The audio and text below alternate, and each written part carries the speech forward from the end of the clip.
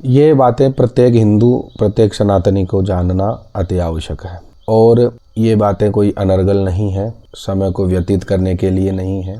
ये सभी को जानने के लिए प्रयास करना भी चाहिए और ऐसे प्रश्न करने भी चाहिए। श्राद्ध पक्ष प्रारंभ है और श्राद्ध पक्ष में जो श्राद्ध शब्द है इसका क्या अर्थ है, ऐसे कई प्रश्न भी आते रहते हैं। यद्यपि ऐसे कई चलचित्र भरे पड़े हैं, यूट्यूब पर बहुत अच्छे से बताया भी है सभी ने, फेसबुक इत्यादि पर भी हैं, तो भी मैं थोड़ा सा प्रयास करता हूँ, क्योंकि मैं मानता हूँ कि जिस प्रकार से आप समझाओगे, यदि कोई समझ जाता है, थोड़ी सी भी उसके पल्ले पड़ जाती है, तो आपका चलचित्र बनाना सार्थक हुआ। इसलिए मैं थोड़ा अपनी शैली से समझाता हूँ, रुक रुक कर, धीरे धीरे। प्रयास यही रहता है कि शास्त्रोक्त विधि से ही मैं समझाऊँ और ऋषि वाक्यों को ही प्रमाण मानकर मैं थोड़ा समझा सकूं, क्योंकि इतनी बुद्धि मेरे में नहीं है, मैं तो नहीं मानता हूं। क्योंकि शास्त्रों में जैसा लिखा है उसी का अनुसरण हम ब्राह्मण लोग करते हैं, उन्हीं का अनुसरण करना चाहिए, ताकि यजमान को भी और हमें भी संपूर्ण फल की प्राप्ति हो सके और कोई ऐसी त्रुटि ना रहे हमसे। प्रयास यही रहता है। तो श्राद्ध एक ऐसा विषय है जिसमें वाक्य और नियम और श्रद्धा ये बहुत ही महत्वपूर्ण है। तो इसके लिए हमें क्या करना चाहिए? इसके लिए आपको श्राद्ध को समझना चाहिए। आप समझिए आराम से। पितरों के उद्देश्य से किया जाने वाला जो कार्य है, जो श्रद्धा से किया जाता है, उसको हम श्राद्ध कहते हैं। कैसे? श्रद्धया पितरीन उद्देश्य विधिना क्रियते यत् कर्म तत् श्राद्धम।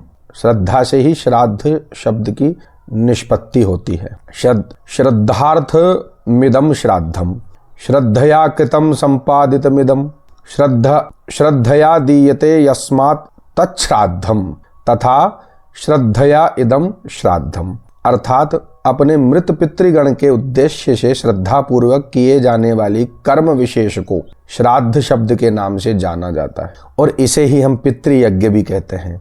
पितृयज्ञ आपने सुना होगा ना, तो इसी को हम पितृयज्ञ भी कहते हैं, जिसका वर्णन मनुस्मृति में, अनेक धर्मशास्त्रों में भी है, पुराणों में भी है, वीर मित्रोदय ग्रंथ में, श्राद्ध कल्पतया में है, श्राद्ध तत्व में है, पितृदयिता में है, आदि अनेक ग्रंथों में भी प्राप्त होते रहते हैं।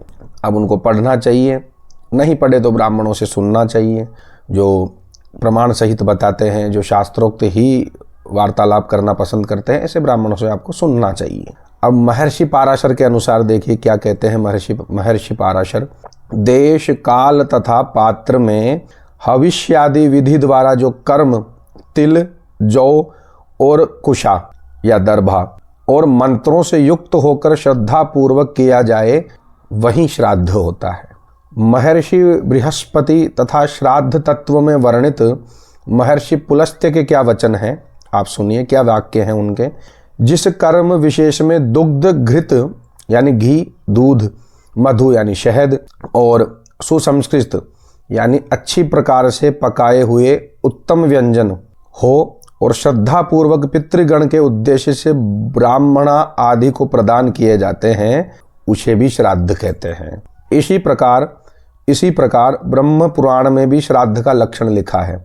देश काल और पात्र में विधि पूर्वक श्रद्धा से पितरों के उद्देश्य से जो ब्राह्मणों को दिया जाए, उसे भी श्राद्ध कहा गया है। तो इस प्रकार से कई पुराणों में लिखा है, शास्त्रों में, ग्रंथों में, स्मृतियों में, तो इसको ही हम श्राद्ध कहते हैं। और श्राद्ध में श्रद्धा अति आवश्यक होती है। कंजूसी इसमें नहीं चलती है, ऐसा भी प्रमाण आया है। कंजूसी बिल्कुल नहीं चलती है। और कई चलचित्रों में मैं बता भी चुका हूँ, यदि कोई विदेशी है या श्राद्ध की व्यवस्था नहीं हो पाती है या धन की व्यवस्था किसी के पास नहीं है, तो उनके प्रयोग भी मैं बता चुका हूं कि इस प्रकार से वो श्राद्ध की विधि संपन्न कर सकते हैं, अपने पितरों को प्रसन्न कर सकते हैं, ऐसा भी मैंने बताया है। यद्यपि आजकल कथावाचक जो हैं, जो नए नए कथावाचक हैं, जिन्हें अनर्गल बातें ही आती हो, तो वो भी ऐसे वचन कभी कभी कह जाते हैं। पता नहीं व्यास गद्दी पर बैठकर उनके अंदर कैसा क्या सवारी आ जाती है, क्या भूत आ जाता है या क्या वायु अंदर प्रविष्ट हो जाती है उनके, कि वो सब कुछ भूल जाते हैं। बल्कि गद्दी पर या व्यास गद्दी पर, मंच पर बैठकर यदि आप गुरु हैं ज्ञान का उपदेश दे रहे हैं तो आपके ऊपर दायित्व होता है, धर्म का दायित्व होता है कि ऐसे वचन ना निकले आपके मुख से कि हजारों सैकड़ों लोग उससे भ्रमित हो जाएं और गलत आचरण करने लगे।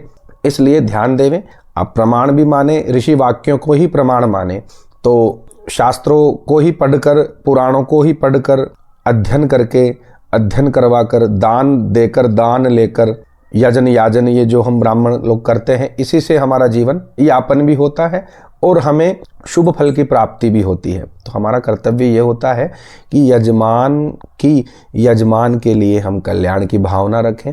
उनके जितना हो सके प्रयास ये रहे कि उनके जो भी कर्म होते हैं, जो भी वो कार्य करवाते हैं, श्राद्ध, अनुष्ठान, जप, अभिषेक, शतचंडी, जो भी पाठ होते हैं, जो भी कामना से वो करवाते हैं, उनको संपूर्ण अच्छी विधि से करें, सांगोपान विधि से करें।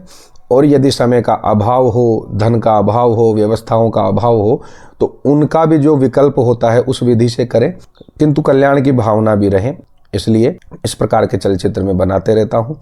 धन्यवाद इतनी देर के लिए सुनने के लिए। मैं थोड़ा लंबा वीडियो बना देता हूँ, थोड़ा बड़ा हो जाता है, तो आप थोड़ा धैर्य रखें और अपनी एमबी को ना सोचें कि आपकी एमबी खर्च हो रही है।